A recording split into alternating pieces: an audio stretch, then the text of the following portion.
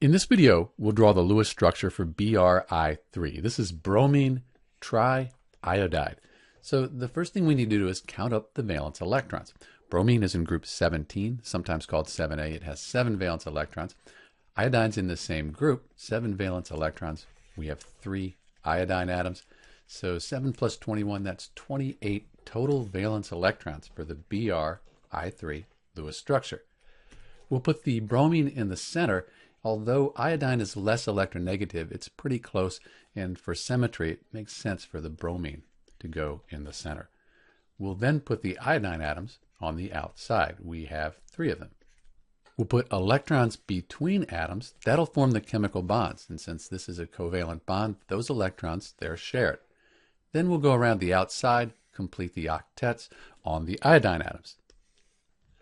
At this point, we've used 24 valence electrons. If we complete the octet on the bromine, we still have only used 26. So we need to add another pair of electrons as well. So bromine is going to have an expanded octet. And that's okay. Bromine, it can have an expanded octet. It can have more than 8 valence electrons. So we have our bromine with 10 valence electrons there in the center of our Lewis structure for BrI3. So this is the Lewis structure for BrI3. Let's look at the molecular geometry for a moment. So when we look at the bromine, we have our central bromine atom. We have 1, 2, 3 atoms and 2 lone pairs. So our steric number, we have 5 things bonded to that central bromine. So we'll need a different chart here. Here we go. So in this chart, we see that we have 5 things bonded to the central bromine atom, and 2 of those are lone pairs. So we're going to have what's called a T-shaped molecular geometry. You could also use the AXE, sometimes called the AXN notation, and that would be AXN,